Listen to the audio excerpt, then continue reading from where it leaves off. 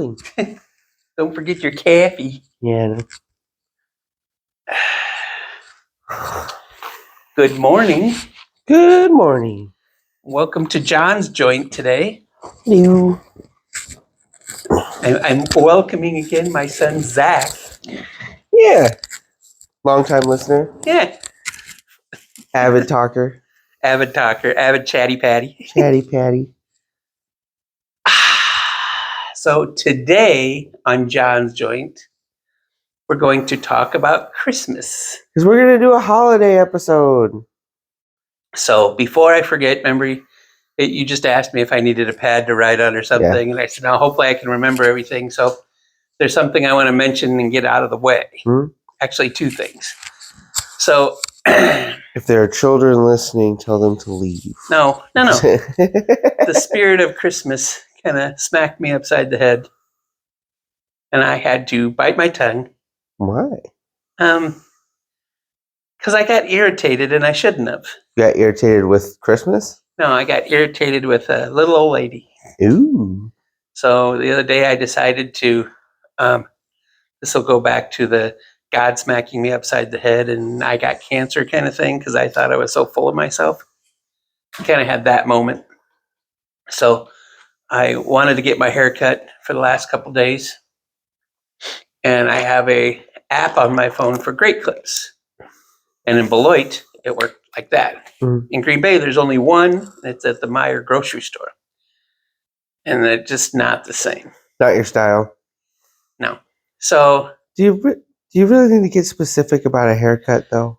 I'm just saying. You got no, and that's why it's like Homer Simpson being like, "I really need my hair." This is why I'm telling the story is because it became an irritation. All right. Do I really care about where? No, I don't, because there's not a lot to do. But there was the service aspect of this.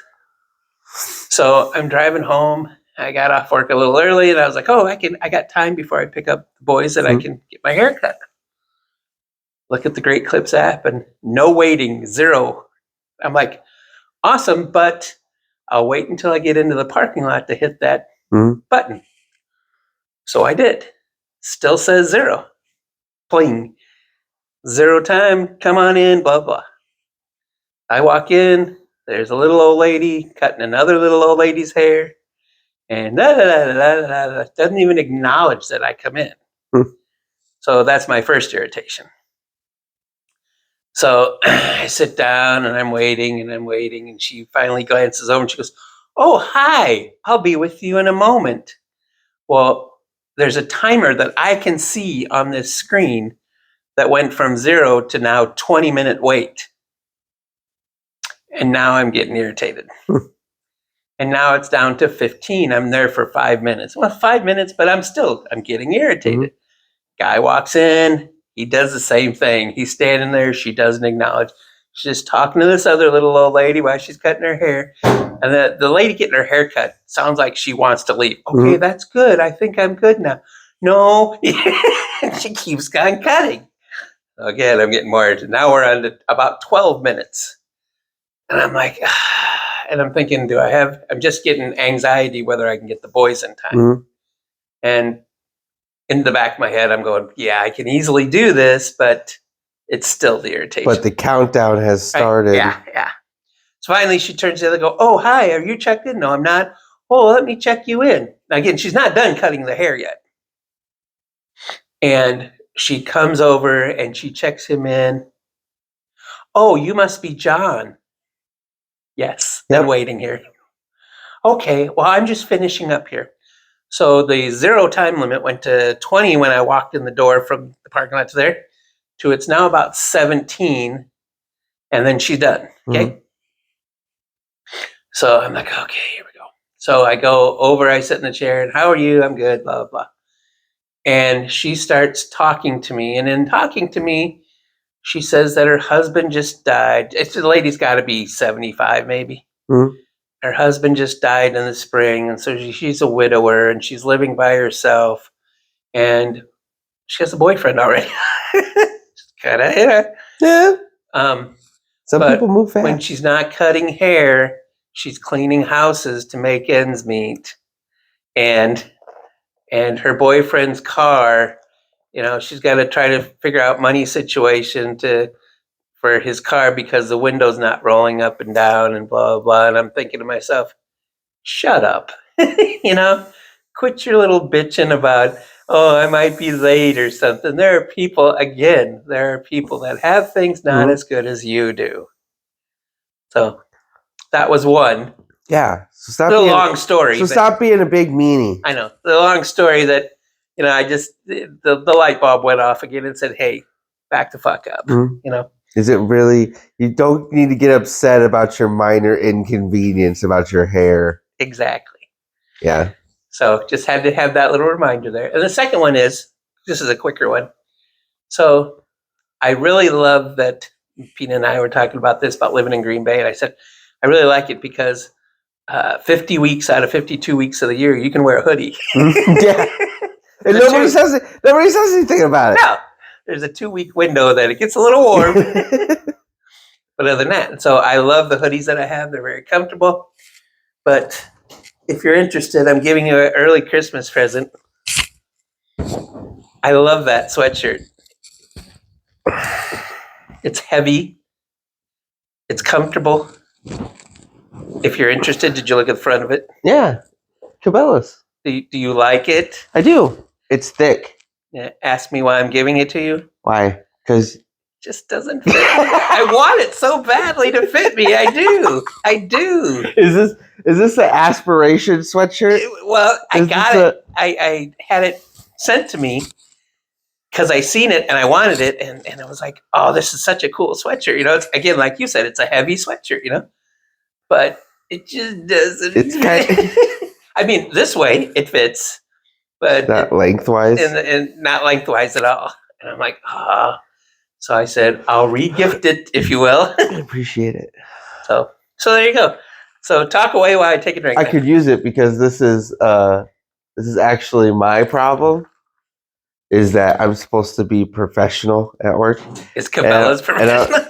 No, but it's more professional than the sweatshirts I own. Because the ones I have are like ones like these or like hot ones. Or like things like that, that aren't bad, but also They're aren't kind of really borderline. Yeah. So that'll help me out. I'm sure that'll open up a whole bunch of conversation with people that I don't want to have. Ooh, you shop at Cabela's? That place is expensive. I found that really funny. Not to we can swing back around, but I found that really funny that Cabela's like. I feel, and maybe it was slower than it actually felt, but Cabela's like popped up everywhere within like a year, and they haven't gone anywhere. And I think that's the thing that's funny. Nobody really talks about Cabela's anymore. Like when it first, especially like around here, when it first happened, everybody was like, "Did you hear? Did you hear?" And now nobody really talks about going to Cabela's. But they're still like big places like Bass Pro Shop. Like they're fucking still, and people still go to them. They're not out of business. I haven't seen one Cabela's close. No, they're kind of weird to me. I think you'd call that niche marketing that they put. So we probably had a lot of money, and Green Bay looks like a good market, and wherever looks like a good market, now there's probably 3 of them or so. Mm-hmm. Okay, we're done now for now. Let's see what happens. So we're talking about Christmas. Yeah, we're talking about Christmas. So I had a thing that you said Christmas, and I thought you would appreciate this. So Cheryl wanted to do the Advent calendars. Yeah. Wyatt got like one of the generic ones or whatever, like the thing where you pick something out of it, whatever. But she made the girls and mine like personal stuff. Like we have like cookie tins. Like every day she like put stuff in there. I thought that was really cool because it's like, I don't know, it's more of a like personal thing. Like they're not anything like super special. Like it's like a bracelet or like I got like a Kickstart yesterday. It's just stuff like that. Nice. I thought that was cool. It is very cool. When you first said that, I was kind of like, Well, they have those whiskey ones. Right? I know. I thought about it. It looked like a good idea when I was at the grocery store. But they had them. Anyway. no, what I wanted to ask, and it's probably just okay. Tell me your opinion because I'm going to tell you mine. What do you think of when you think of Christmas?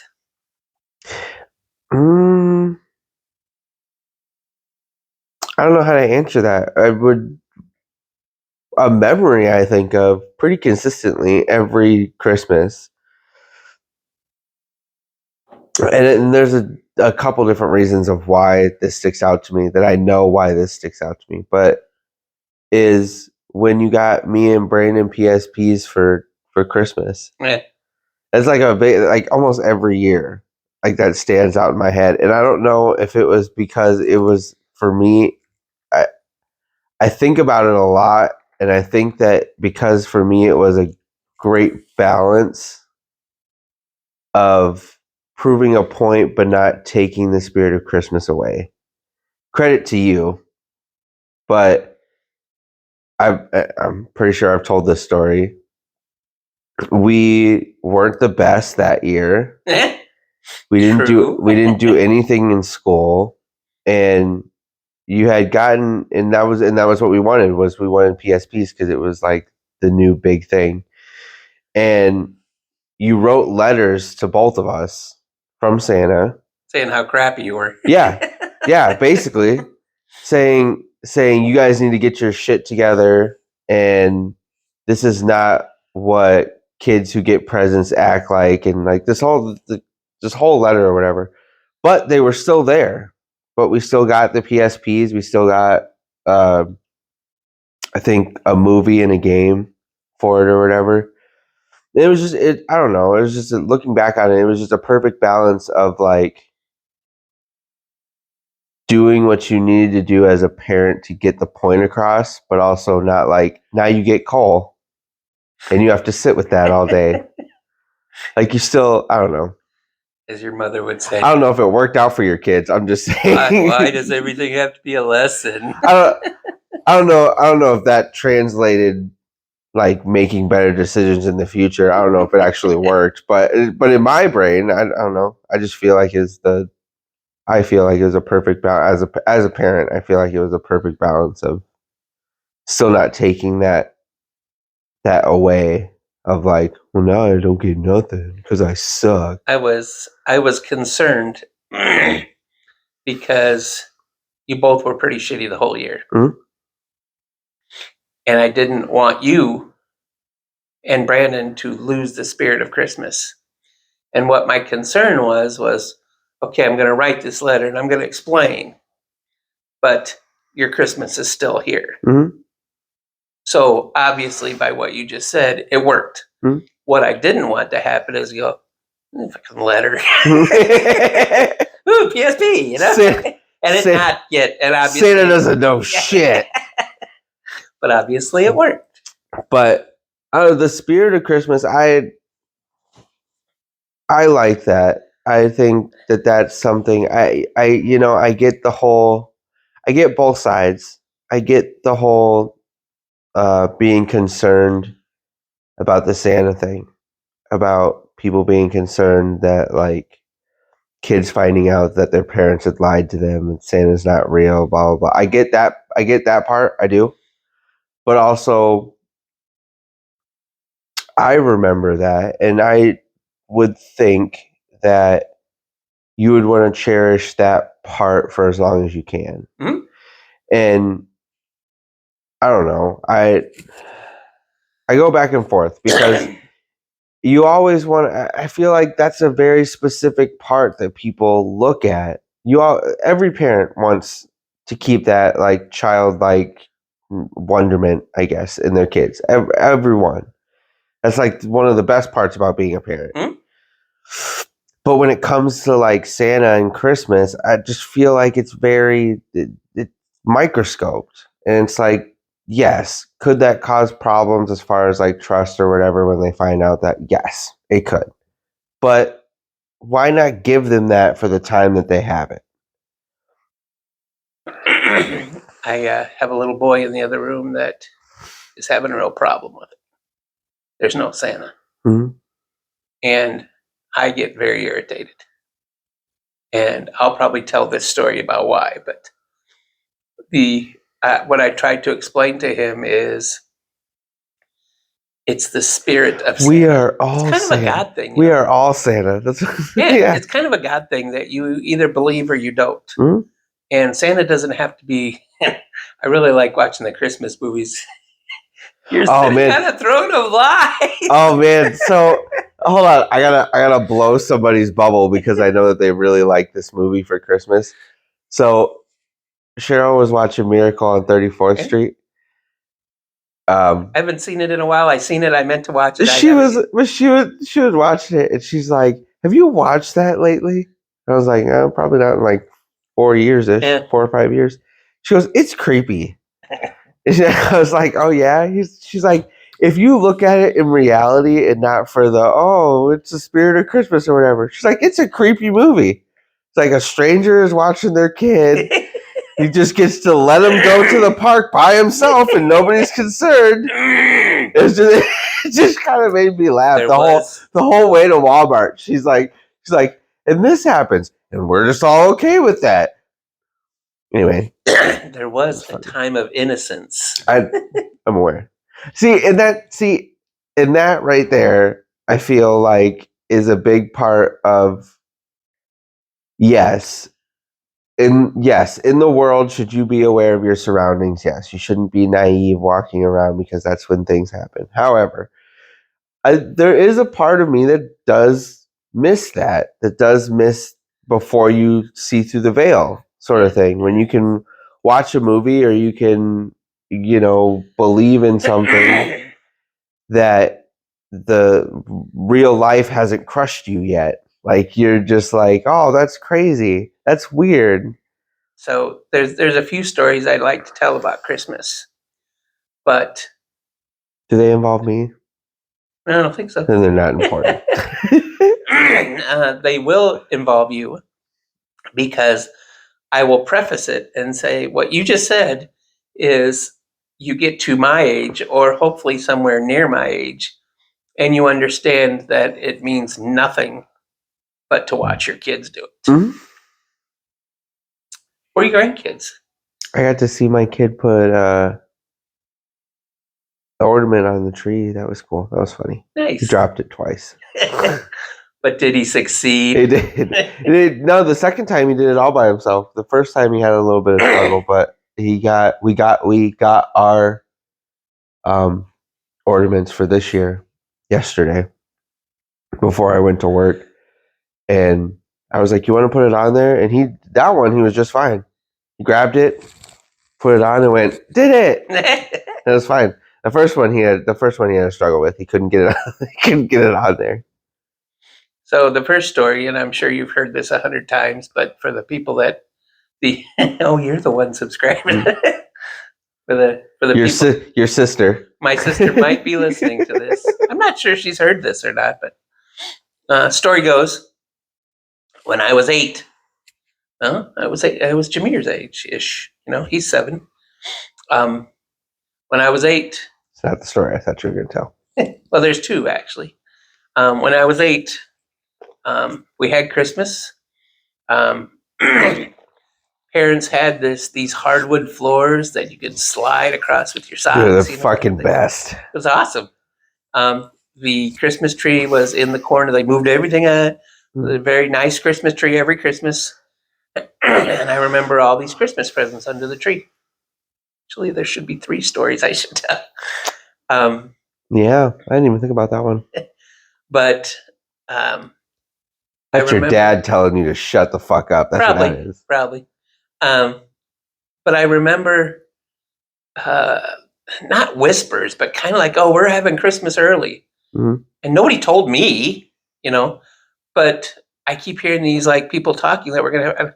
How can you have Christmas early? Santa comes on Christmas. We had a plan. Santa has a plan. Yeah. He comes here. On this date. There's no early. Yeah, there's no early or late. It's this day. And Again, I don't think I was. If that wasn't that wasn't a look into your future I as a know. career. I know. Ooh, good call. Everything Prepare. everything has to be on time. Yeah. So I again, nobody actually, mom and dad didn't tell me, Mhm. but through the people talking around me, I could hear that my sister was going into the army and she was being deployed or leaving a week before. And so we were going to have Christmas before. Pretty confused, going, what, why? Why don't we do this every year? Why is this special? Why can So Santa again- accommodate Kath and not me? I think if I remember, it was kind of like, why would the army take you a week before Christmas? Why Ooh, wouldn't they that's wait till after a Christmas? good call. But it is what it is. And so here you got this cool tree in the corner. Dad always put a cool tree in the corner. We helped decorate. All of us helped decorate it. It was really cool. A lot of presents under the tree. Cool scene, lighted. So I remember. I think my grandma was there. A lot of people in the house. Big meal. Everybody opened their Christmas presents. And a week went past. I got my Christmas present, so Mhm. that was cool. And I didn't really think anything of it Until for a Christmas week. Day. Until Christmas morning, when I woke up early, which I usually do, and it just dawned on me That there wasn't going to be shit out there. there was the night on Christmas Eve. It was all cleaned up, and so again, nice wooden floor, Christmas tree, but nothing. Mhm. And it dawned on me that there's nothing. Oh wait, Santa's going to bring me something. Mhm. It'll be all full again, right? And I walked out there, and there was one small package, and it was really disappointing at first because you go, "Oh, it didn't happen," Mhm. And so I've kind of got this droopy dog face, and I walk over and I look at it. It's addressed to me. Startled, I quickly rip it open. And See, this also might be a reason why your sisters think that you're the favorite. probably, I'm just saying. and to back up a second, I think I told my dad and my mom, or maybe just my dad, How sad you were. how sad I was going to be because I didn't understand. It was after we had Christmas. I just didn't understand. Mhm. But he got it. And at the time, I was just getting into big trucker CB talk, and he used to take me out to Walcott, Iowa, and see how they had a truckers jamboree, and it was Mhm. just massive trucks. It was a really cool place to go. We shared pork chop sandwiches. It was awesome. Not as good as they were back then, but still. So I was big into trucks, semis, and I opened it up, and here's this belt with a big Kenworth logo on it, truck, and it made my Christmas. It was, see, Santa exists. And I think at that time, I knew it wasn't some big fat guy in a red coat. Mhm. It was the spirit of, I have a story about that story because you were there too. that I find. No, but kind of. I was tagged along to that story later. So my dad is probably going to tell a couple more stories about the spirit of Christmas because that's his big thing. Mm. However, there was a time that my dad lost his spirit of Christmas. And his wife did everything she could that year to make Christmas as Christmassy as possible for him, She's kind of cool like that. including making her son recreate, which she got it wrong. It wasn't Kenworth. Got her son to recreate making a belt for you to give to you on Christmas to remind you of the spirit of Christmas. Hmm? So that's my story tagged along to that story. Yeah, kind of. Again, I did know that story beforehand. She's kind of cool though, but she kind of keeps the rails on me. Yeah. So when I get up, but I just thought that I don't know. I thought that was really cool just as an outsider. I thought that was really cool cuz I mean honestly, that was when you had your motorcycle accident. Yeah. And I got it. Like, you're kind of fucked up about it. Like, I get it. Yeah. Like, you're not gonna be like, let's go get hats now, and like, I get it. But just she like, and it wasn't it, I don't know. I guess and I say this a lot. The best part about my mom is that she does have that get your shit together, but she's also very like, I don't know. Sweet isn't even the word I want to use. Sweet. It's no, yeah. It's more of a I want you to get it sort Yeah. of thing, and Yeah. she worked really hard to do that. Kind of like a behind the scenes type of thing, Yeah. where she doesn't want to put it in your. At least when it comes to that, she doesn't want to put it in your face and be like, "Shut the fuck up." Yeah. She has done that a couple times. But oh, that was really cool for me. Anyway. There's a big purple crayon in my garage because of that. She lets Harold do his thing. But as I said, You're welcome for that, by the way. yeah, thank you. She lets Harold do his thing, but when Harold gets outside, she'll get the rails up and say, "Hey, stupid." Let's go. Yeah. So, the other story I wanted to tell. Can we back up to the spirit of Christmas though? Sure. So Spirited Away. As I like to do and your mom doesn't like me to do is ooh.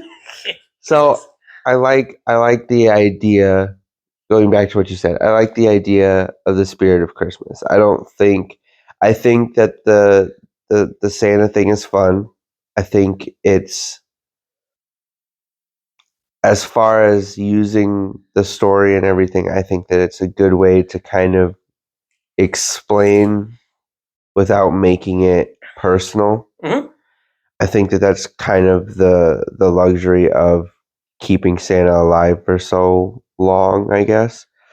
Is that, and I'm very honest with the girls about what's going on. Like, hey, we don't have money to do this. Hey, we're a little behind on this.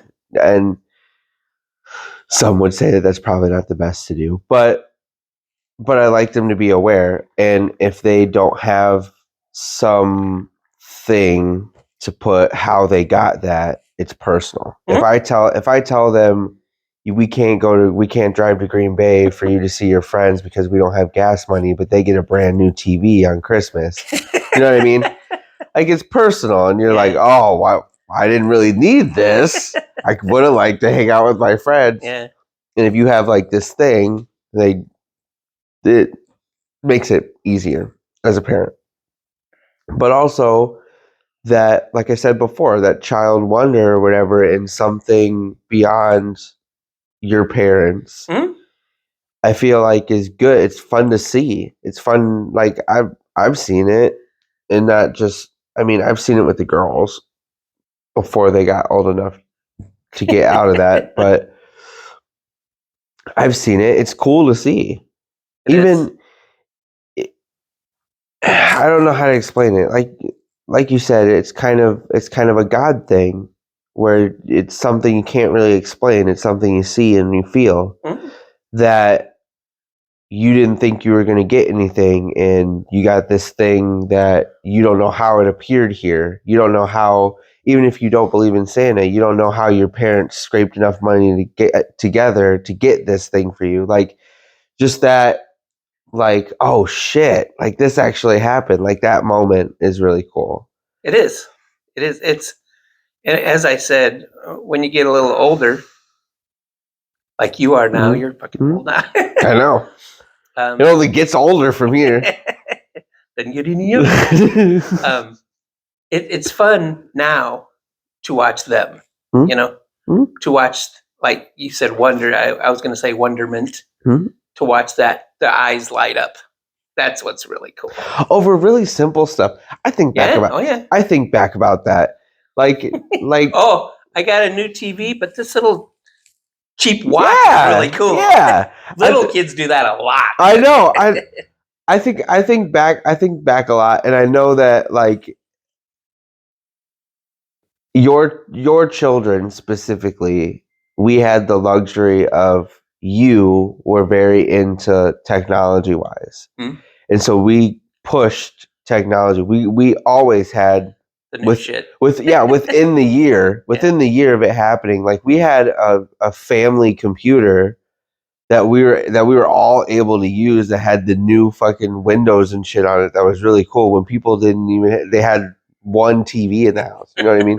Like we were fortunate enough to stay on the tech train because of you, but there are times now that I understand kids get older and they want the new thing, and you know, they want an Xbox instead of like a Game Boy. You know what I mean? Yeah. But like I remember the time, and I remember the time with the girls too, where they would get so like jazzed up about simple shit. Like I remember they had the what was it called, the LOL dolls or whatever. Which are like these little, they're fucking dumb. They're just like little dolls or whatever. like Tamagotchis. No, they were like the Poppet, the Funko things or Oh, whatever. I was gonna say like the Bratz But they- dolls or something. No, they were like the Funko dolls, like with the big heads and stuff. But they were like specifically for like girls, and they had like the like stickers on them and like dumb. Dumb. It was dumb. It was dumb at how expensive they were. It was dumb to you. It was dumb at how expensive they were. It was a YouTube thing. That's why the girls wanted it. They did YouTubers would buy them and do unboxings or whatever. And that's all the girls watched for at least 3 years straight, was just unboxing videos. So they always wanted that. But for like one doll, it was like $50-$60 Wow. each. Wow. Yeah. So we did that for the girls. I think Alice got like one of the big ones, like with the house or whatever, and then Emma got a couple little ones. But we did that for them. Within like 2 days, they were done playing with them. Got a whole, and I told Cheryl this. And I was we're like, this is like the hit and miss of like the age group when they grow up.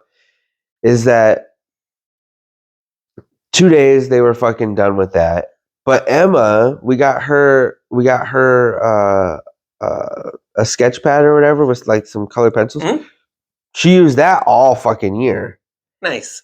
I've told a story about me and Cheryl staying up until 4 a.m. making building their kitchenette, but because we had to build it after they were asleep, building it, wrapping it, the whole deal. That's what they wanted. That was they both said, sat in their room for 3 years as like a desk. Luckily, we kept it, and Wyatt uses it now, and he really likes it. But it's just stuff like that but that moment, I'll go back. That moment on Christmas, when you see it and you're opening, you're like, wow, like that, I would keep over and over again. Yeah. I think parents need to learn to consolidate. I don't think there needs to be. Cat Williams had a joke about this a long time ago, about how he realized it's a lot funnier. I'm going to say it more. I'm going to say the joke more serious. But he said that kids don't really care about what's under the tree. They just care that there are things under the tree. Yeah. He's like, so I went to the dollar store and got 100 different little things and threw them all under there. You got 100 presents. He's like, all of it's going to not be played with in the next 2 days anyway. So you might as well not spend thousands of dollars on it. But my advice to parents is, yes, I feel, and me and Cheryl have talked about this, I personally never want my children to have, obviously it was a learning experience for you. I don't want my children to have that moment of walking out, no matter how old they are. I would rather struggle personally as a parent and give them a Christmas and them not be disappointed than be like, well, we only had enough money for one present this year. Like, I don't know. It just bothers me. But I would say parents need to consolidate for real. Just because your kid wants it doesn't mean that they're going to be disappointed that they got something else. So I don't need a new computer and a new PS No, system if you and a new Xbox all in the same year. No. I don't need that this Christmas. no, and You're that buying your children's love. Is that what you're looking no, at? and that is false. That is something that's pushed on parents, and I feel like makes everything worse. I feel like that's how you get parents that stress out and freak out on their kids on Christmas and take all the fun out of it. You don't need to give, your kid, and I'll preface this by this is part of the problem. If you know your kids, you can get them something that they will like. Hmm? Just because they ask for a new Xbox or computer does not mean that they are going to be disappointed with something they are also interested in. Hmm? Kids, no matter how the age, and adults too, just want to feel like they're seen. They just want something that's personal to them. Yes, if they're thinking all year that they're going to get a brand new computer and they get a brand new keyboard that has their name on it, yes, they're going to be a little disappointed that they didn't get that. However, it's not going to go away of like, this is shitty. Yeah. You know what I mean? Yep. Yeah. Everybody's just looking for something that makes them feel like they're seen. And I feel like more parents need to focus on that aspect rather than, oh, my kid gets to tell everybody at school that they got the brand new Xbox and they got this. Yeah. Guess what? If your kid, I did it. I'm telling you from personal experience, and maybe I'm different. If your kid gets something personal to them or that they know that they were heard by their parents, they'll be just as excited to tell their friends and just as proud of what they got than if they got exactly what they asked for. Yeah. I try not to bring irritation in, and as I said, going to the hair place was Mhm. slapped upside the head. But it does irritate me when you're trying to buy your child's love. Hmm? That, oh, I'm going to get you, and I said, if you kind of glazed over what I said Mhm. was, I'm going to get you a computer, a PS system, and an Xbox, the newest kind, all three, to buy my child's love. Mhm. And then 2 or 3 months later, your child's treating you like shit, and somehow there are values that need to be stuck in your kid to Mhm. go, but look what I have. And I know that's kids that they don't act like that. Maybe they do later on in life, but I'm still really, waiting on that. I'll let you know when it happens. please. I'm still waiting on the, oh shit.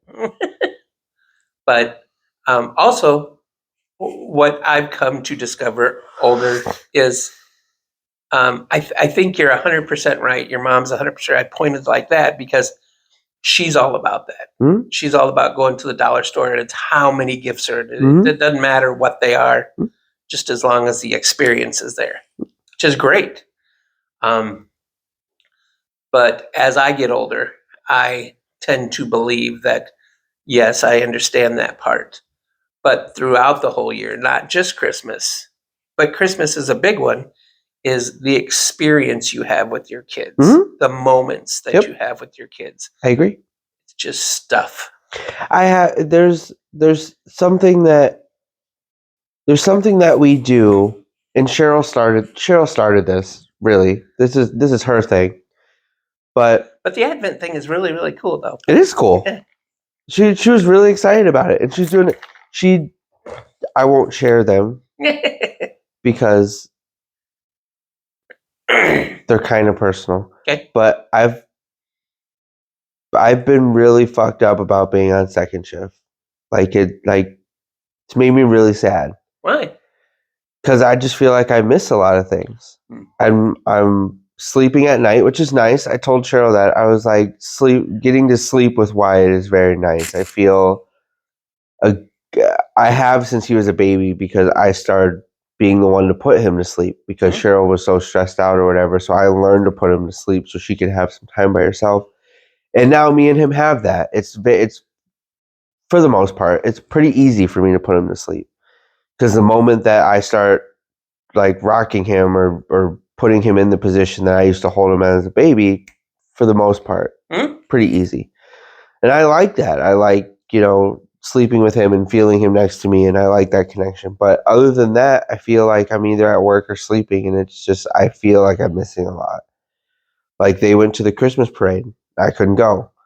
They did Halloween, where he actually was like excited and like could say Halloween and like I had to work. And it's just stuff like that that I just, so anyway, You have to choose your moments, by the way. And I was going to say, summer's coming up, yeah. so you'll have daytime. Yeah. But that's what I was telling Cheryl. I was like, I don't know. I'm trying to find a middle ground, and I'm trying to take the moments that I have when I'm there. I just don't like it. But also, on a positive note, I don't like it personally. For my household, it was a good decision. The girls don't have to stay up with him or don't have to deal with him like rolling around in his sleep and waking them up. They actually get to sleep at night, which has been going a lot better. They've been able to wake up and not be so like, I don't want to go. But I don't know. It's a me thing. So, But to interrupt you, yeah. I had kind of a discussion with Peanut. And I won't go into detail, but similar to what you said, my daughter told me sometimes you have to step back and say things are bigger than me. Yep. And that was the whole thing I told Cheryl, because I knew when I made that decision. That was why I made the decision. I knew that this would be better overall, big picture wise, and this would be better.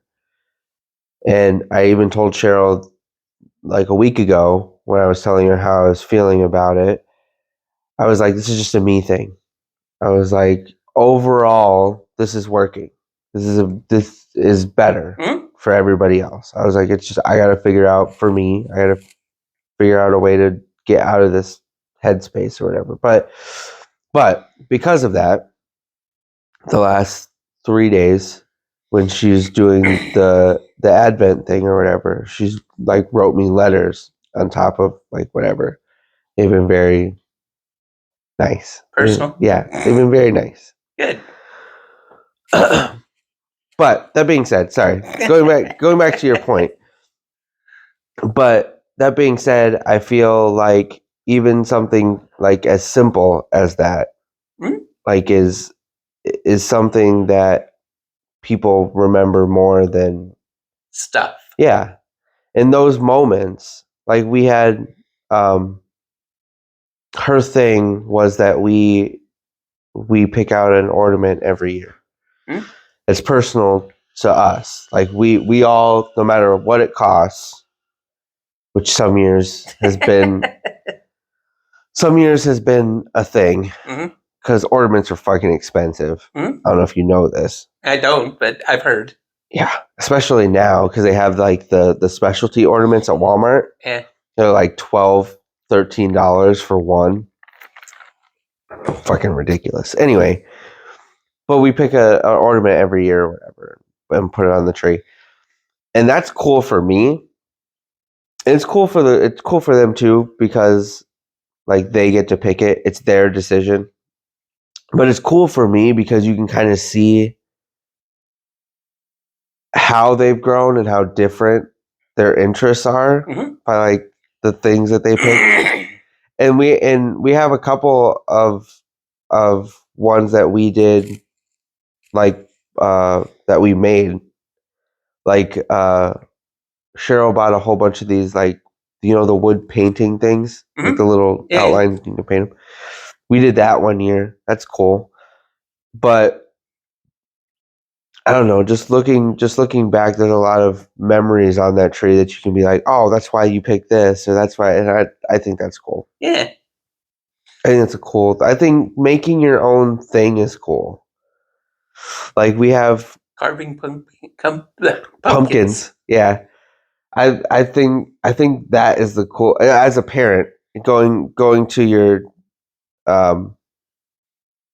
watching them thing. I think as a parent, making your own things is cool. It's cool seeing your kids enjoy the things that are different. You know what I mean?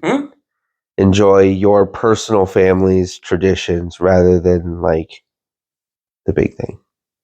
So I think that's cool. there's a few more stories now that popped into my head. Quick one. My mom and dad owned a travel trailer.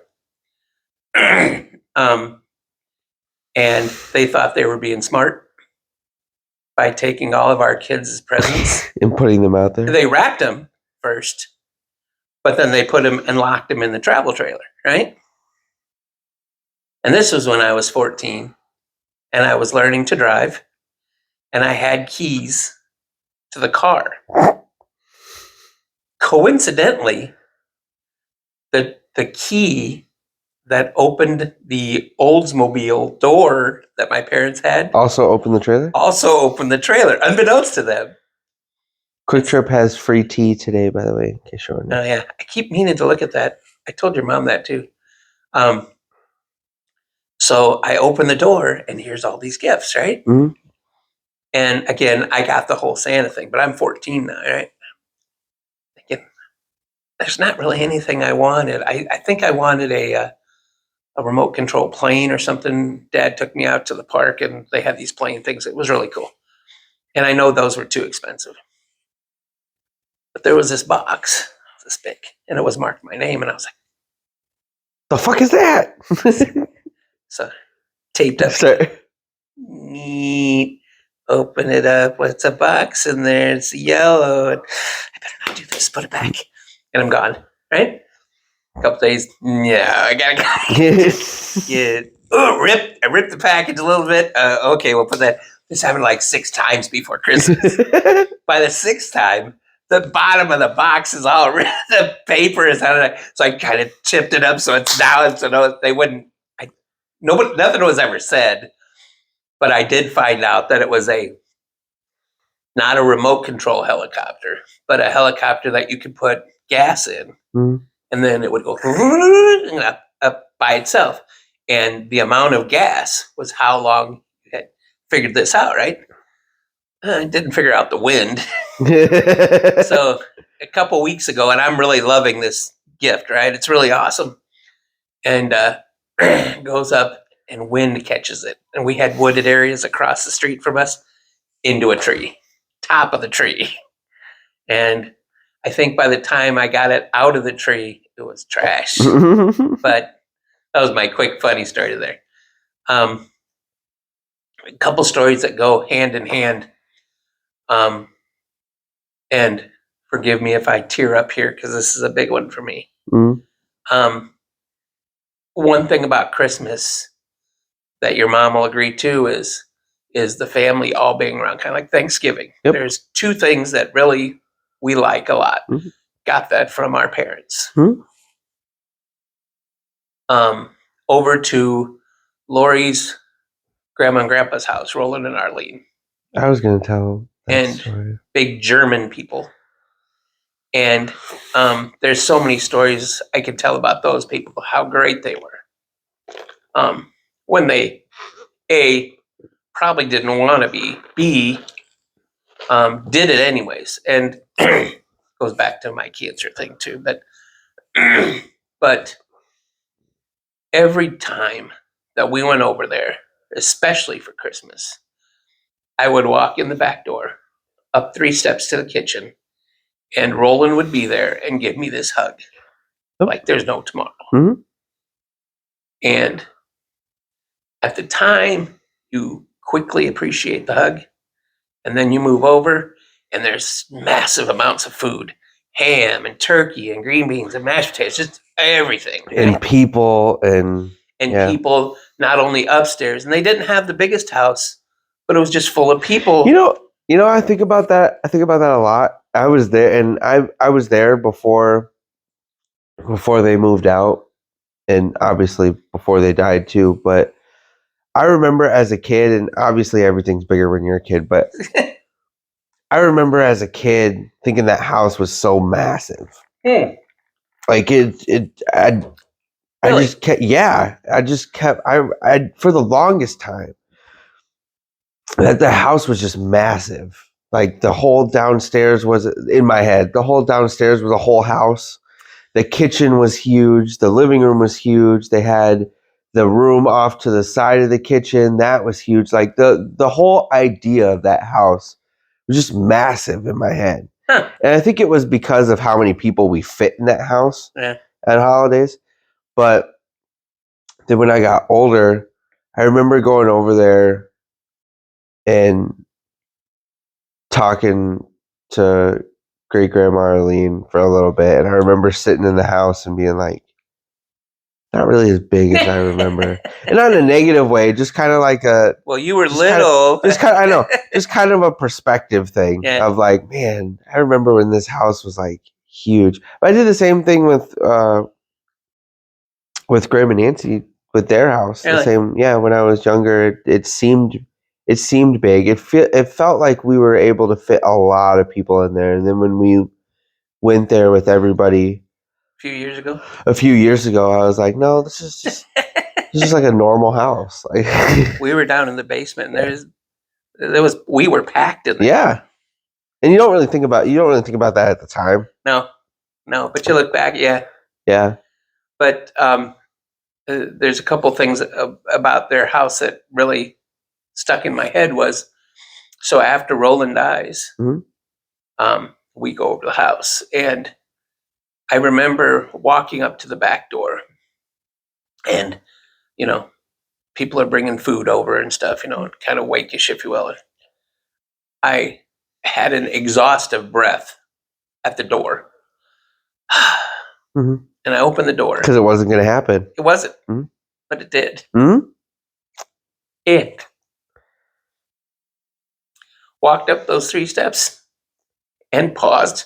I swear I felt his hug. Mhm. I was like, okay.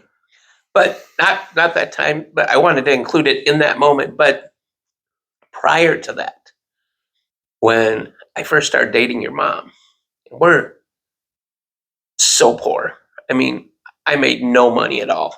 Mhm. And just became kind of introduced to their family. I knew their family just because they were in the same neighborhood as my parents were. But I kind of knew who Roland and Arlene were, Mhm.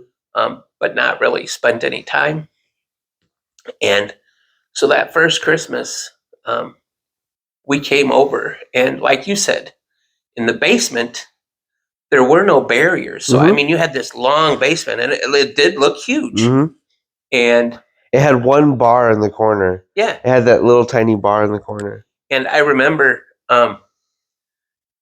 there was talk about we get money, Mhm. and all I could think of was, I'm not a part of that we. Mhm. This is their family. It's a separate we. Yeah. And this is, their family, and I get that. I'm an outsider. Mom's gonna get money. I'm Yeah. Lori's gonna get money. We'll see how much money she gets. And I remember that bar that you're talking about. Mhm. I was sitting at the bar all by myself, and everybody, they had tables set up, and everybody's around the tables and everything. And Roland starts handing out these envelopes. Mhm. And I'm like, that's cool, whatever. And then he comes over and he gives me one. And I was shocked that I even got one. And I said, thank you very much. I greatly appreciate it. I open up the envelope. It's $100 bill. And like I am now, I start crying because back then, $100, It's a lot. a lot. Mhm. And Did you mean to give this to me? my name. Are you sure? Oh no, this is Lori's. Anybody missing $100? And I just, and what's funny is them and your grandma and grandpa Nancy and Warren. It's funny because I don't know how to say this. They blow it off like it's not a big deal. We had a good time at the casino. Mhm. Or I think Grandma Arlene's thing was, we did good in the stock market. Yep. The stocks did well, and I'm like, but it just. But also, I think that's a part of it, though. I think, going back to what I said about making it personal and about how Santa's a good scapegoat, if you will, Yeah. for kids. It's kind of the same thing. You want to keep that. I don't know. You want to keep that non-burden. You know what I mean? Like Grandma Nancy or Arlene, if they say, "Oh, we did good at the boat," or the stock, you don't go, "Oh, There's a bigger thing yeah, than you giving it to me. yeah." Okay, that makes sense of why they can give me $100. You know what I mean? Yeah, It's yeah. not like, oh shit, they took $100 out of their own money to give to me. I don't know. It keeps that. I think it's nice. The mystery or whatever Yeah. you want to call it. Yeah, it makes it a little less The spirit. personal. Yeah. Yeah. Hi, honey. Hello. I will have to throw a bitch or a complaint in here. I was telling Peanut, I think, a story about your mom that Oh, I have a side story. Go ahead. somebody said, "Well, I wish my family would help me out more. They don't do anything and blah, blah, blah." And your mom railed on someone. Do you remember when your dad paid your rent? Do you remember when your dad gave you grocery cards?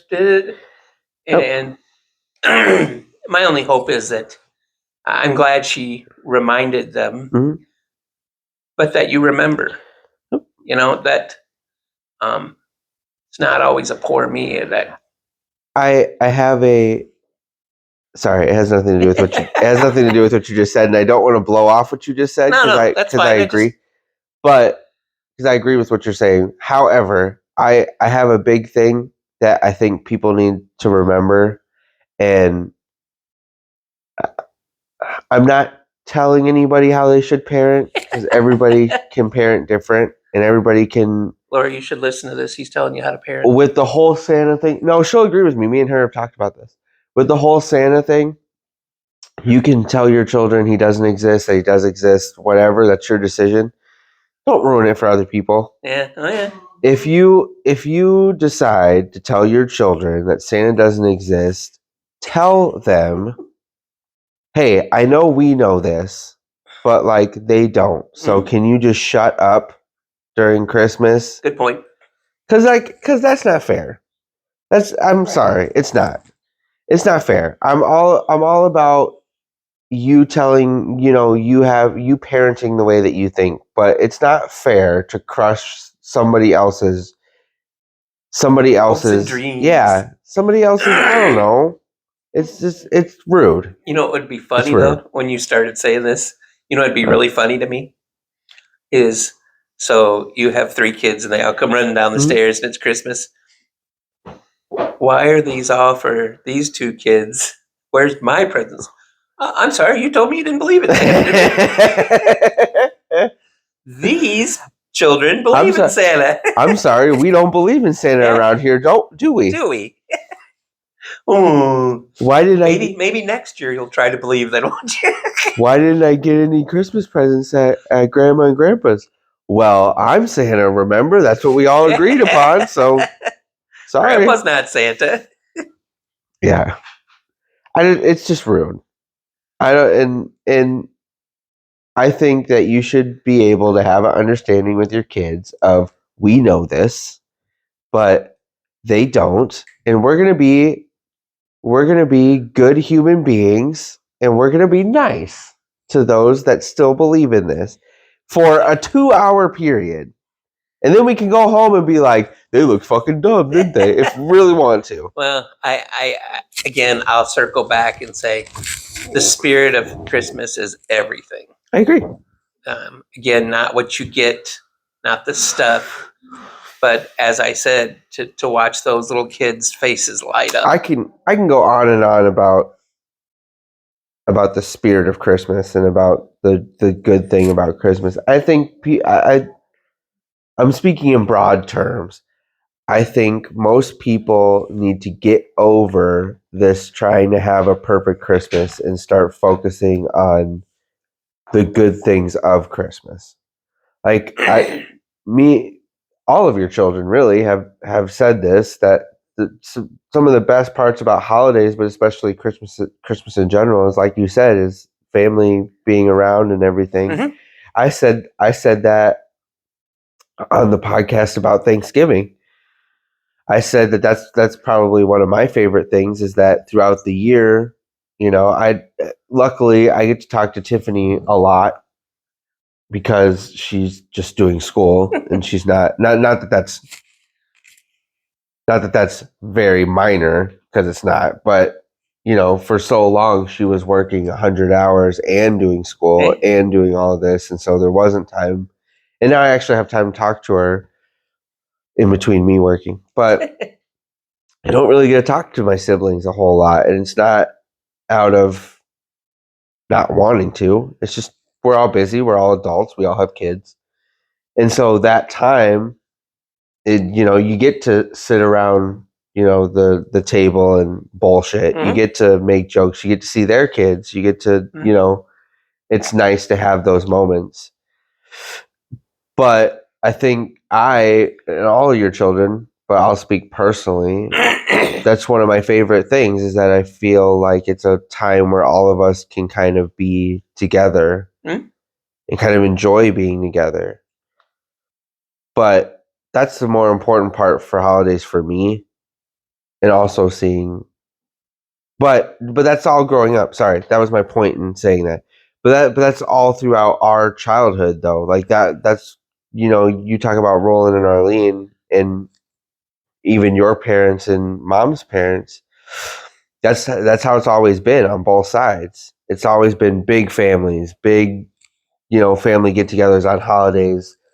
Bullshitting. That was probably one of my favorite parts growing up as a memory, and kind of how I do things now, looking back on it, is that was my favorite part. It was walking around the houses and just seeing all the adults bullshit. Like that was the fun part for me. Like, um, getting away from Christmas, but like Easter especially, Mhm. where you would have a few people here by the grill at Roland and Arlene's, and then you'd have the kids playing over here, and then you would have a couple people drinking beer in the kitchen, and then you would have people playing poker cards over here, That was in the watching basement. watching the game. It was Yeah. just bullshitting. It was fun to watch. That was the fun part for me, and that's the fun part for me. Oh, Watch out. oh, What I oh! It unscrewed. Oh, I thought it just slid on there. I think it does just slide on there. It didn't. It has a screwy thing. Hmm. Anyway, Um, what about no? What about that? There's a thumb screw above you. just Yeah. Anyway, Um, I think it's more of a connection or a reconnection mhm, that you get the chance to, or maybe you could just hold it. I'll just hold it. Anyway, go ahead. That I'll it's figure it out. a reconnection or a connection that you get to come back as a family. You understand that everybody has their own families and you're all kind of splintered. Mhm. But Thanksgiving and Christmas is a chance to come back together and See each other. be that big stick of wood again instead of the splinters. Big stick of wood. How's that for a metaphor? So yeah, and I'll speak for your mom. We love that a lot. You broke it. No, I didn't break it. Anyway, But we love that we can all get together. It's I think one it of the would. main reasons we came back to Green Bay. I think it would be cool, and I don't know because I'm not. That's not going to work for you. I don't have. I don't know. We'll figure it out. I don't have kids that are that old. You will. So I don't know. You But will. I tell you, just the same thing my dad told me. In the blink of an eye, you're 60, dude. And dude, I know. I say that all the time about. Oh, I gotta tell you something. By the way, sorry. This has nothing to do with I was going to Christmas. say, does this have anything to do with Christmas? This has nothing to do with Christmas, but I feel like you'd appreciate it. So, to that, I know because even Wyatt, I feel like is just there's just shit that I'm just like. It seems like yesterday. Okay, I got to interrupt you for a second. How old are you? 30? 30. 30, and he is 3? Gonna be 3 in May. So you're 27 years older. Yeah. So when you're 50, Well, that's not too bad. I have It's this not- memory. It's not that too bad. I just have this memory of we were out running one day. My dad was like in his early 50s, and I was like 20, and he was like dying to keep up with me, and that really bothered me. That but it is what it is. So try your best to keep up, stay up with him.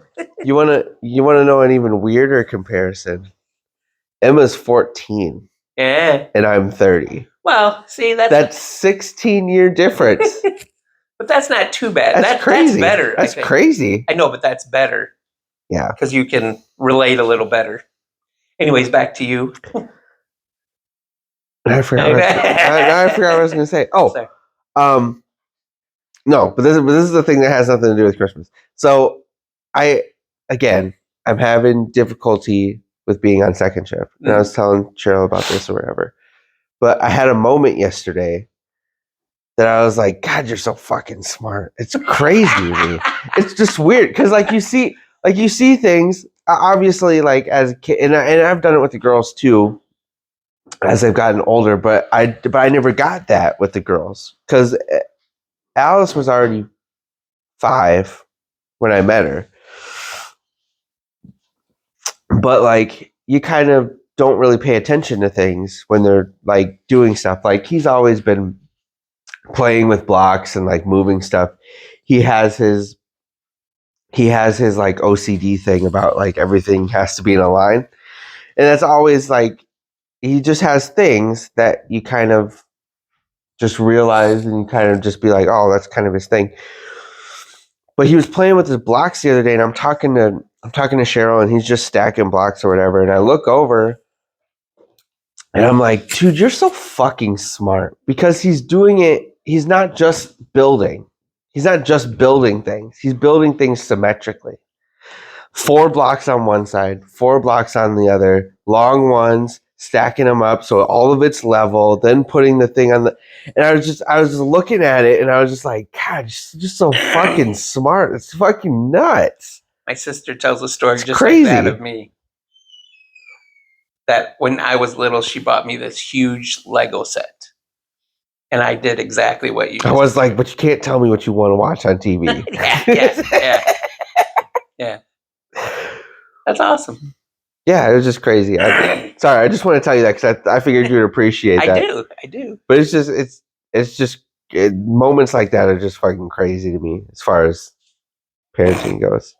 I feel like it just gets. Do you feel like you're not that smart? I feel like he is going to be, and I, not to be full of myself, I feel like I'm pretty smart.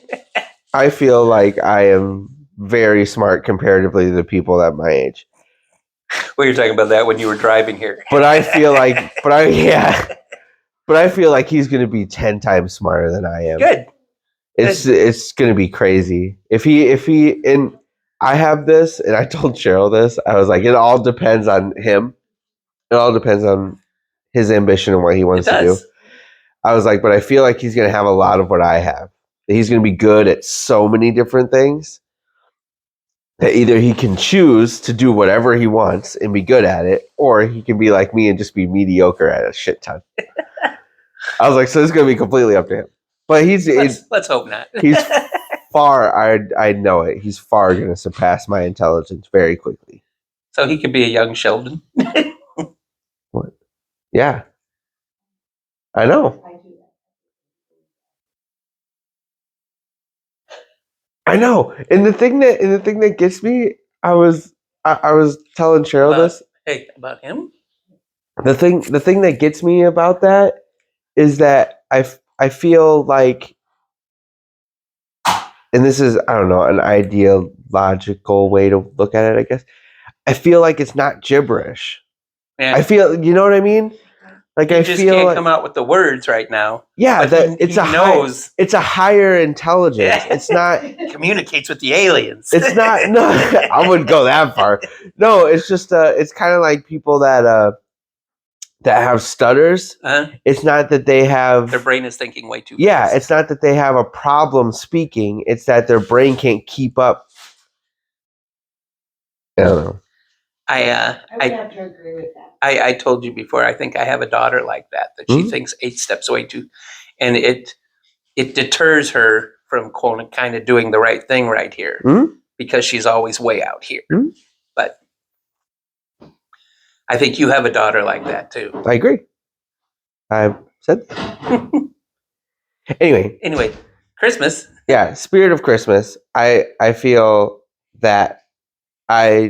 that needs to be, and this is probably going to be my overall statement for this. I feel like, yes, the wonderment of Christmas needs to stay there. I feel like that's the best part of Christmas is not only you. I also think I will, hold on, kids aside, I will put this out there, and I'm not the best at it. You can ask my wife. I try. I feel like your significant other should also get a good Christmas, which is something that I can't remember. She looks confused at you. I can't remember that far back because I was more focused on my presence than yours. But that's something that the two of you have done, at least in the last couple years, that I thought was really cool. But also, I will remind people of that too. That yes, your kids should have a good Christmas, but also like the person you married is also important, and they would like things. We don't buy things for each other anymore. But as I said, our joy comes from watching you guys and our grandkids. Yeah, but hold on. But I will tell you, her dad buys her mom like diamond earrings every single year. I know. I'm saying, but you guys still buy each other things. Like, it's not like you guys don't get anything for Christmas. It's not like you don't get shit. Like, you I don't still. think we do we? I believe you got an Eagles ticket for Christmas.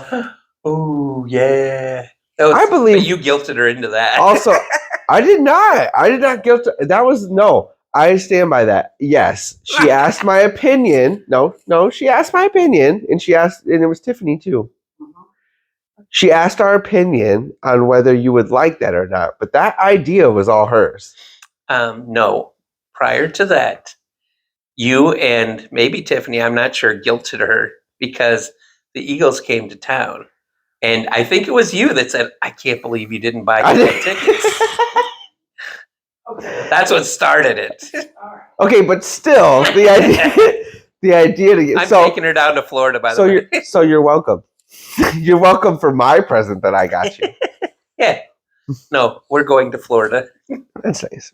Is that your payback for No, the Eagles tickets? Not at all. Because I get, the Eagles.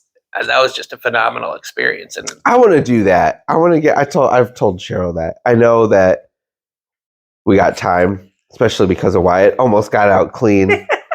But that, like, when all the kids are out of the house or whatever, I want to do that. I want to go on vacations for holidays. I want to go to Hawaii for Christmas or like things like that. I don't know if I'd go to Hawaii for Christmas, but like things like that. I would like to do that. Do the Christmas Day thing. I still want to do like Christmas Eve, Christmas Day. I want to do that somewhere for as long. I want to do that. Destination Christmas. No, I want to do that with like the kids for as long as I can. Like even if it's like we do, like go to a hotel with like everybody and like do Christmas or whatever and get out. I want to do that. But as far as like after Christmas, like our Christmas, like just me and Cheryl's, I would love to do that. Just like take like 3 days and just go somewhere. Well, be like, Merry Christmas. We were talking too that the most. I want a Christmas on a beach. I don't want to be sitting in the cold and fucking snow. I want the aesthetic of Christmas. I don't want the actual cold of Christmas. So we were talking about it when we go away, when we go on vacation somewhere, it's usually Thursday, Friday, Saturday, Sunday. It's always 4 days. And this is a whole week. Wow. But I don't know. I keep thinking about this over and over going, just to no computer, no worries, no nothing. Just she's laughing because she knows that's not true. I was gonna say. Well, I'll have my personal laptop on me, but I was gonna say the no work thing is the thing that's your biggest issue. Yeah, because you can go. I'm not. I've seen it. You can go, I'm not answering any work calls. They can figure it out. It's a holiday. And then the moment hold on, I gotta make a phone call real quick. It will be real quick. Zach, I applied for another job. You think you would prepare for that for holidays? You would be like, I'm gonna overstock. This is another side thing that doesn't have anything to do with Christmas, but this is what I was thinking about. I'm gonna bring up my Triple H thing though, because I think this is what I was thinking the other night that really, really, really bothered me. Mm-hmm. I applied for another job, a job above me. And in my head, I'm going, okay, what questions are they going to ask you? Mm-hmm. And try to come up with answers before. And can I interrupt you and say that's my favorite part of interviews? I like the double dutch of interviews. I like I know what they're going to ask, and I know how I'm going to answer. And they throw something different at you, and you're like, ooh, but if I say this, they're going to say this. So what was the worst part of a job? And there's a lot of bad things that have happened to me along the way, but what popped into my head at that time was when Josh died. Mm-hmm. And I drove to Minnesota for the funeral. And I am standing outside, ready to walk in the funeral home, and my phone rings. And it's the company I work for who knew why I was off. And they want me to figure out how they can get 4 truckloads of cheese from point A to point B to service this customer. And I answered, and I figured it out. And I sat in the parking lot for another 20 minutes doing all the legwork and everything. And when I hung up, I went, the fuck are you doing? Mm-hmm. This could have waited a day, or this could have waited a few hours, and yet I did it. Or better yet, they could have figured it out. Yeah. I have a story about that too. They did the same thing when Grandpa, the company I work at right now, did the same thing when Grandpa died, when your dad died. I told him, because my facilitator, I've told that story before. That was weird. My heart exploded on the line. I knew something bad happened. My facilitator came in and said, hey, your grandpa died. You're good to go home. It was, I think, on Thursday or Friday, something like that. It's like, you're good to stay home for the weekend or whatever and come back. You can come back on Sunday. But with the funeral, because it was in Davenport, I told HR. I was really good about it. I had the obituary. I was like, funeral's going to be in Davenport, so I'm going to need at least 2 days off, drive there, drive back, plus whatever. Yeah. And they're like, I don't think we can do that. And I was like, what do you mean can't do that? Well, I don't know if we can give you bereavement because it's not an immediate family member. Like, it wasn't you or mom. Yeah. And I was like, what do you mean? And I didn't have vacation at that point. And I was like, what do you mean? And I didn't have points either. And they're like, well, I don't know if we can do that. And just fucking hassle. And finally I was like, well, fuck you guys. I'm going anyway. Yeah. Like, there's no way I'm not going to go. And they still, the day we drove down there, HR called me and was like, so are you coming into work today? Even though they knew. The day we drove down there. And I was like, no. I told you that I'm going to the funeral. I'm going to be there. I'm going to have the next 2 days off. Well, if you don't show up to work, we're going to have to give you a point. And it's just, why? Why is that even a thing? Like, I get that people abuse the system, but shut up. Especially at that point, me knowing now what I should have known then, of my position didn't mean shit. I was in case pack. I was packing boxes. My position didn't mean shit. You didn't care that I wasn't there. Yeah, there's always if you die, somebody's going to take your position. Don't think you're all that nobody can do your job, because somebody did your job before you did your job. But I think that mindset, though, people need to get the fuck out of that mindset. I'm not saying I'm the best, because I'm not. You can ask my wife. I'm probably just as bad as that story right there. But that mindset of, I need to do this. Yeah. I'm being paid by this company to work. So if they call, I need to answer. I think Yeah. people need to get over that. Yep. Because that's a fucking joke. I don't care if you're salary or not. I don't care what bullshit they tell you of, well, now that you're on salary, you know that you're on call all the time and you need to have this perspective of the company and blah, blah, blah. Yeah. Bullshit. Which now leads you into the story you want to tell. I do want to tell this because this Blows your it mind. did. It just blew my mind this morning. So I get news and You get I nudes. I check my phone every morning. I kind of like you do. I read the normal news, Uh-huh. which I skim most times because I really don't care for the most part. But I also like go through Facebook like most people, or whatever. And I saw this article that just blew my mind. So Triple H, who is not the head of the WWE, but basically between him and Stephanie own the WWE, is giving all wrestlers, all of them, off from December 15th to the 1st of January. All of them. Mhm. That's 3 promotions in the WWE that are not going to have to wrestle for almost 2.5 weeks. Yeah. That's just crazy to me. That's just nuts. Because like wrestling, as most people know, is like a almost all year round job. You wrestle, you go from city to city, you wrestle like 300 days a year. And he's giving them like 2 weeks off, and that was his thing, was that they're giving the people off to spend time with their families because family is more important. And like I told you on the phone, that was just a big thing for me because it was one of those things where you kind of remember where you came from, sort of thing. Yeah.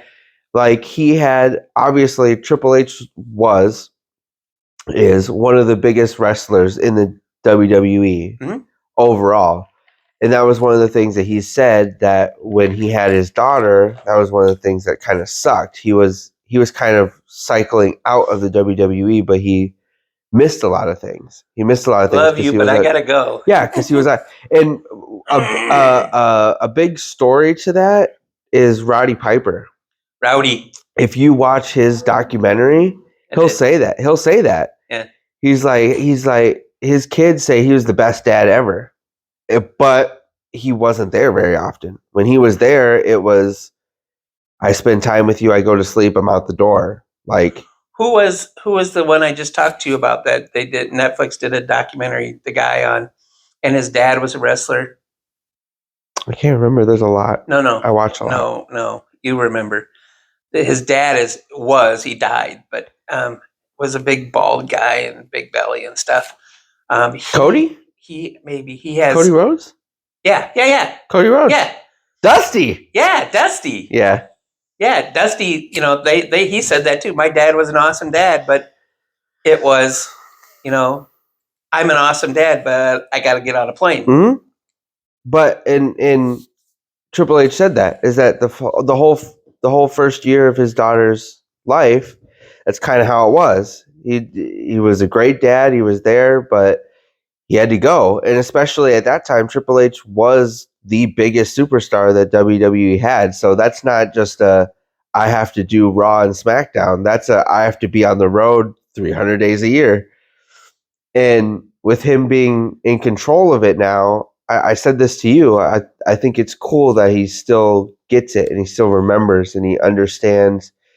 And he said that in interviews, that's kind of his overall plan with the WWE, is to have, every era had 4 to 5 superstars that carried on, like through like the Attitude Era into John Cena into like now. There's always been like 4 or 5 really big names for WrestleMania to draw people. And his overall plan is to not only take the WWE global, so you have people from Japan, people from China, people from Australia, but to have so many superstars that people are invested in that you can rotate them and nobody would know the difference. Like most people, like The Undertaker? No, like most, well, for what I mean? For the example, most people went to WrestleMania or watched WWE for The Undertaker. They wouldn't care about Oh, I the thought you other- meant rotate the person in the character. No. What I Like, mean who was is the guy? Sorry, off subject. Who was the guy that had the face paint?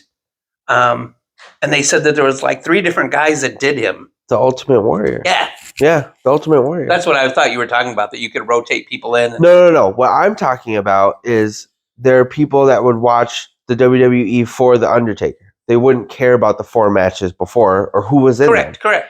His plan is that you care and you are invested Care about the little guy? in every superstar. That it's just going to be superstars. It's not going to be. That's why he has NXT. He has the other promotion to kind of get people interested in them. To the point where they have a fan base. When they get to WWE, they are a superstar already, and that's his overall plan. Is that the whole roster is going to be superstars. It's going to be the Rock and Stone Cold all the way through. Nice.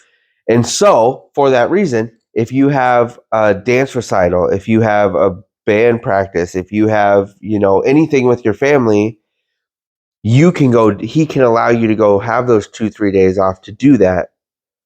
And somebody else can fill that spot on TV or in there, and nobody would know the difference.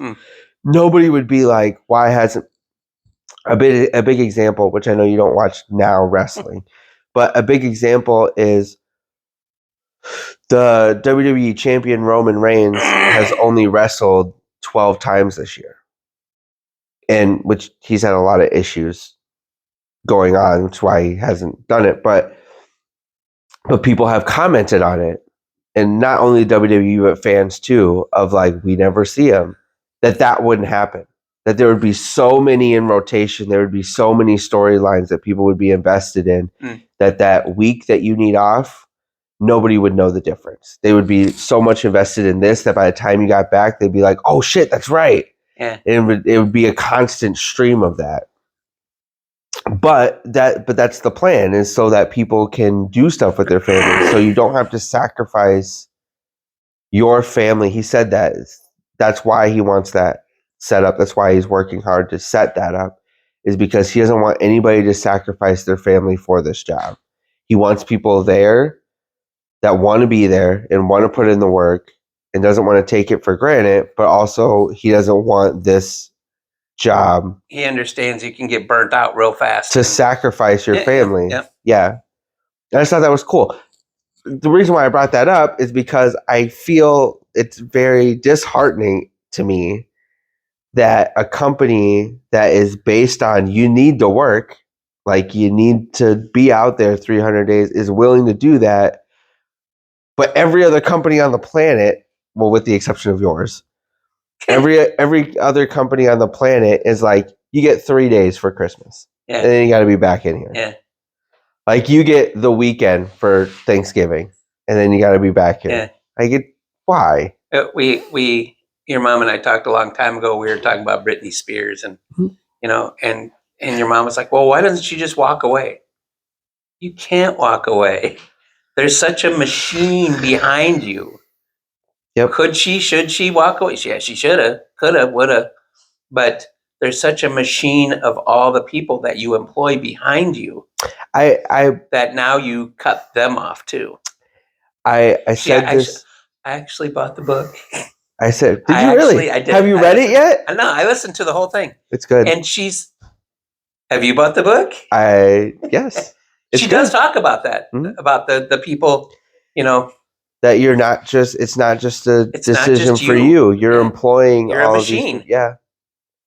But also to that point, and I've said this even before I read this article about the WWE, I've said this before,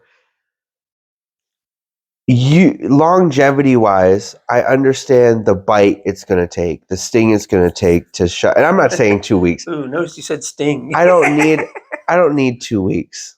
Would it be nice to have 2 weeks off of work? Yeah. Yes. I don't need it. But a week would be nice. Yeah. But longevity wise, do you think that you're going to keep people and keep them working and keeping them working for you if you do for them? Yeah. Than being like, sorry, we don't have a choice. We got to No, keep running. We got to don't- keep making orders. I don't know. I get it that you need to make money. The company needs to make money, and every single chance you need to make money. I Mhm. get the mindset, Mhm. but I also go back to your Triple H's. Hey, I know how much this means to everybody to recoil and come back to your family, and then you go, okay, I know what I need to do. Like you just said, Mhm. I don't understand why any and every company. Maybe we should go to Sweden or something, but doesn't No shut shit. down between Christmas Eve and New Year's Day. Mhm. And just, okay, and then we start again. There's a week. Mhm. What's the big deal? There's 3 days that we could be making money. Really? There's 3 days that your employees could, refresh and get better and then come back strong. Well, even and I didn't mean to open up this bitch, but even logistically, the stress of holidays being that short, like us going down to Davenport. Yes, It's not mine. Sorry. it's mine. Yes, Anyway. you can have one. Is Like, it because you don't have any coffee? even even logistically, like us going down to Davenport for Christmas. I only have the weekend. We have to be back on Good Tuesday. hug, love, thanks. Merry Christmas. I get to Pretty go much, back now. yeah, pretty much, or like things like that. If we would have done it for Thanksgiving, it would have been the same thing. Yeah. Logistically, if you just give more time, you're not stressed, and then that time you can actually, and that's I love spending time with my family, but that's the part that bothers me the most about us doing anything other than coming over here.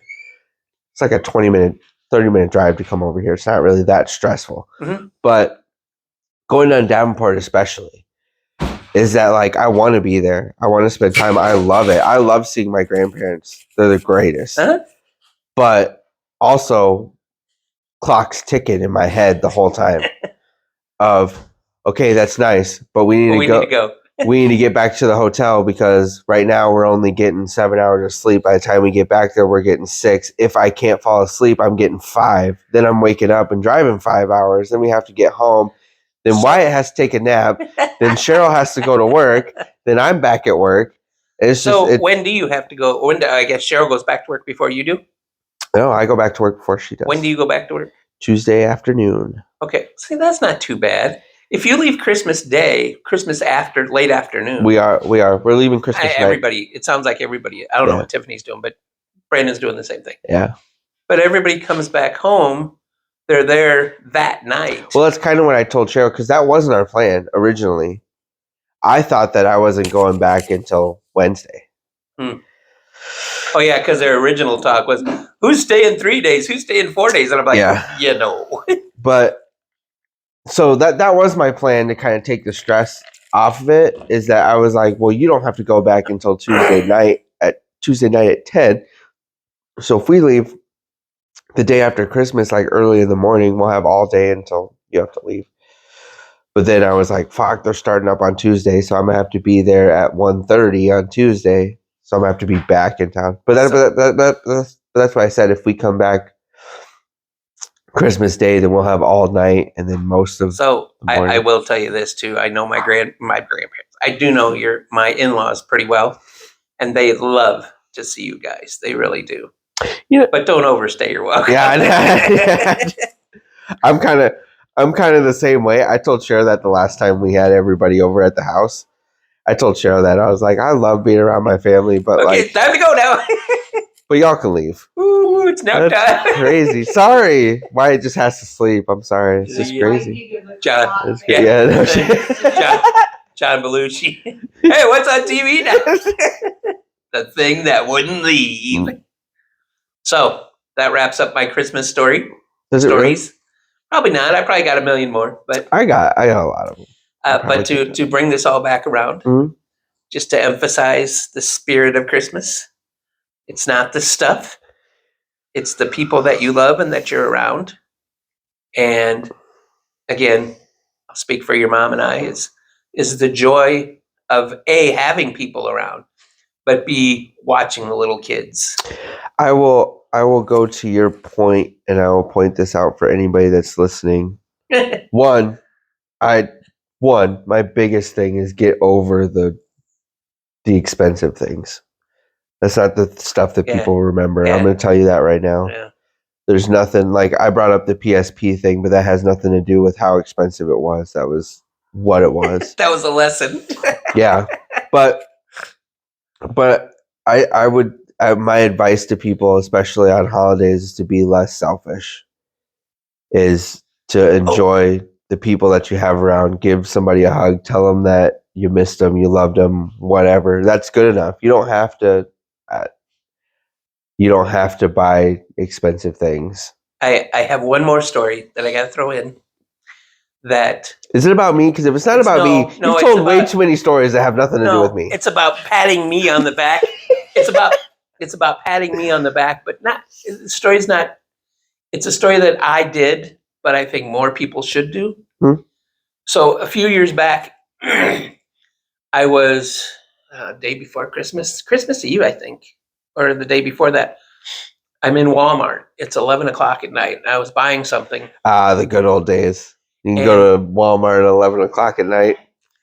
That really, hold on. I'm sorry. I know you're in the middle of a story. That really fucked it up for parents. I'm just saying, when fucking COVID shut down Walmart before 11 o'clock, you know how many parents Christmas Eve were like 3 o'clock in the morning, Walmart's still open. We got to go get some shit. I need a bike. No shit. That fucked me up. They got him. The first year that COVID wasn't open past 8, that really fucked me and Cheryl up. Because it got to, we were wrapping presents and like, oh shit, we forgot this. Let's wrap this jar of salt. I guess we're gonna wake up at 5:30 in the morning when they open, and we're gonna be the first ones in there with the old people. Let's wrap this jar of salt. Everybody needs salt. Anyway, I was in line behind a lady and her young daughter, and she was, I think, buying a sleeping bag for her daughter so she could go stay at their dad's to sleep in because they were separated or whatever. And she was telling the cashier this. And she said, that'll be like $22 and something. And she pulls out her card and it doesn't work. And she pulls, I don't know if she had another card and nothing worked. And she had like $6 on her. And I immediately just said, I got this. And she's like, no. And I go, yeah. And so. Oh man, we can go back and forth on stories like this. I paid for it. And she's like, oh my God, thank you so much. And da-da-da-da. And it's a good story to tell and a good story that other people should do just for fun. You know, the joy that it brought me that I could do that. But part 2 to that is things are popping up on Facebook again of if you see something like this, you follow them out into the parking lot and make sure they get into their car. And I did that too because there are lowlifes out there that would. And so not only did I buy that, but I walked to the car and she kind of looked kind of back at me like, are you kind of creepy or something? I go, ma'am, I'm just making sure you're safe getting to your car. And she's like, oh my God, thank you so much. And they got their car and left. More people need to do that. It's, as they say, the joy of giving. It's awesome.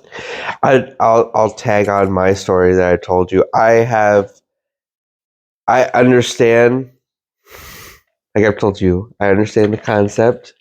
I understand the concept. I do. I understand the see a person in need and fill it if you can. I just don't every time. Yeah, because you're a little cynical.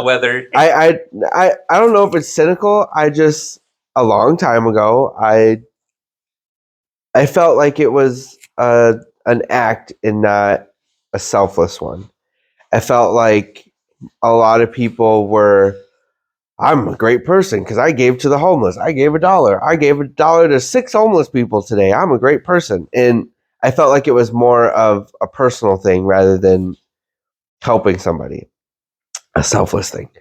And so I don't do it. I don't do it unless I feel a need to from something. I'm not going to get into that, but the universe tells me you should do this. And I don't do it very often, but there was one time, it was where we used to live. There's a McDonald's, and there's always people rotating at this McDonald's, like asking for money, or there was a guy that slept behind the heater for the house, for the insurance place across the street, or whatever, every day, and he would sleep behind the heater, and then he would come out in the morning, and then he would stand there and whatever. He would normally get like a breakfast meal or something from somebody. Yeah. Because normally when I was driving to work, he would be sitting there eating his McMuffin, whatever. Yeah. But one year, I went to McDonald's to get the kids food or whatever, and there's this lady that's sitting there. It's snowing, super cold. She's just standing there, and everybody's fucking passing her or whatever. And I was just like, you know what? I'll get her some food, because I rarely do I do money. Yeah. And so I was like, I'll just get her food. I got money. I'm going to get food anyway. So I got her a couple chicken nuggets or whatever and some fries. And I handed it to her, and she's like, "Oh, thank you." I was like, "Yeah, have a good holidays or whatever." And she's like, I appreciate it. I'm just trying to get to Appleton, because I really, my sister's up there and I really need to get there. And I was like, you got nobody to come get you? And she goes, no. And I had like $10 from the change. And I was like, I don't know how far this is going to get you, ma'am, but like, here, you can have it. And she just started crying in the snow, like instantly just started crying. She's like, nobody is even giving me anything, and you gave me food and money. And she's like, I greatly appreciate it. I'm really grateful or whatever. And it's things like that it's like, that should be selfless. Mm-hmm. Like, that's more of a selfless act than being like, here's your $2, I'll be on my way. Yep. There's, I wanted to end this, but I got two quick stories that just popped into my head. I said that when you said that one. I was like, me and you can go back and forth on stuff like this. So Bob, my scheduler in South Plains. How come you always have Bobs in your life? Bob and I got along really well. How come you always have Bobs? You had the Bobs. Yeah. You just got Bobs in your life all the time. So there's a guy, like you said, there's a guy standing outside McDonald's, and it's got the sign up going, need help, anything would help, money, blah, blah, blah, So Bob goes, did you see that guy at McDonald's? I go, yeah. He goes, I stopped and gave him a bit of my advice. I go, really, what? I go, turn around, they're hiring. He didn't want to get a job. He just wanted somebody to give him. Do you know that there's a, I don't know where it is. I don't know who it is. I'd have to look it up. There's a place that specifically does that. It's like a group home or whatever, where if you can get in, kind of like a homeless shelter. Yeah. If you can get in, which I don't know what their criteria is, but if you can get in, they give you a place to stay as long as you can make it there every day, kind of like the shelters. But they take your name down, so your spot is reserved if you can make it there on time. But they also give you nice clothes. They provide it. They give you like a nice shirt and some dress pants. They give you a new pair of sneakers. And they help you. They have a staff that helps you fill out applications and like stuff like that to get yourself a job.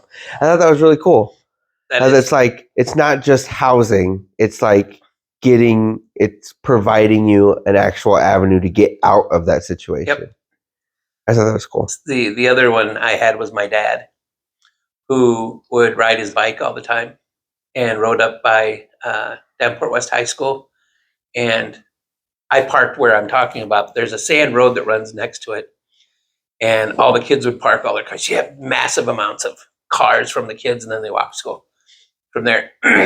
So my dad would ride his bike down that road and then go back home. But when he did, it was usually on a Saturday or Sunday, so nobody was there. And he said, you just can't believe the amount of change that he would see on the ground. And he would pick up and go, these kids don't know the value of money. They just throw their money away and don't care. At the end of the year, so he would pick up the change and bring and put it in a jar. And at the end of the year, there's like $100 and a quarter Mhm. $125 or more, 140 a year, just in change. And he would pick a day and go up to one of the Salvation Armies and dump it all. Mhm. And that, I thought, was really cool. So I called a local Quad City Times columnist, and he wrote the article. And you can still find it online. And again, take your $125 and go out to dinner or something, and he dumped it in the Salvation Army bucket.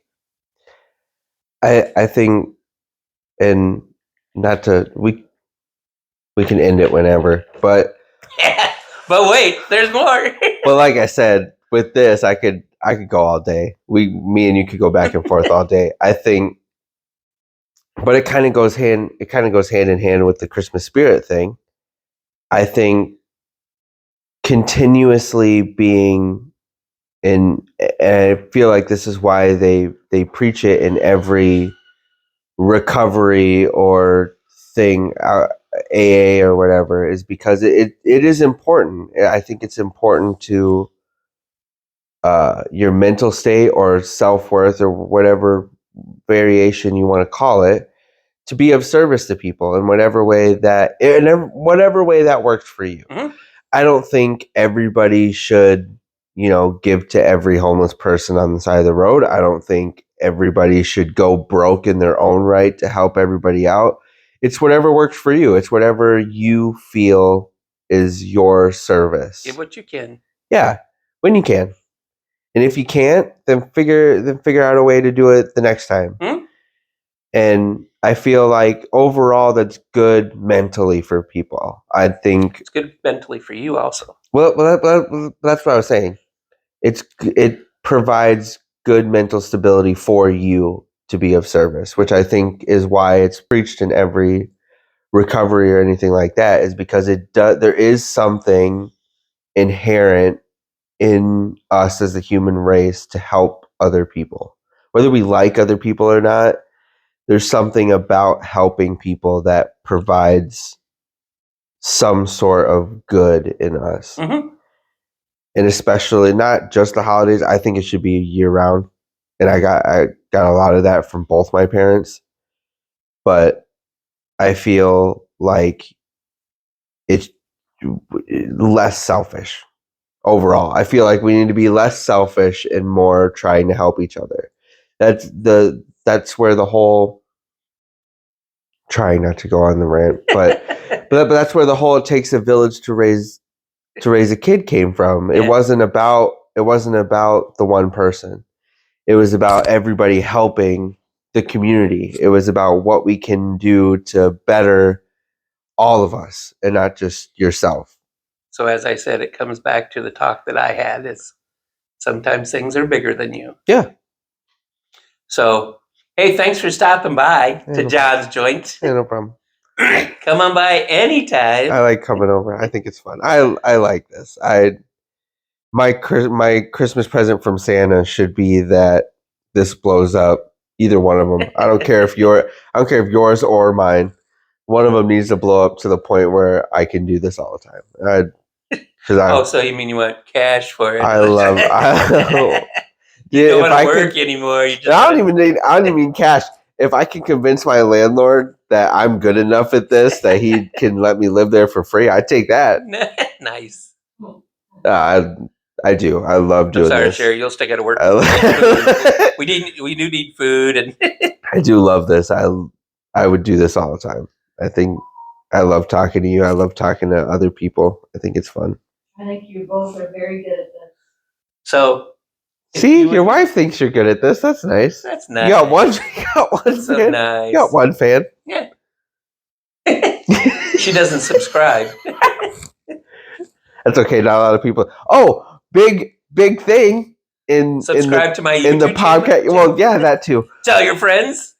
But Yes. I had more views on the YouTube version of my podcast with me and you last time than I did on the Spotify one. I don't know if I'm going to keep putting full episodes up there though, because I feel like that's cheating. Yeah.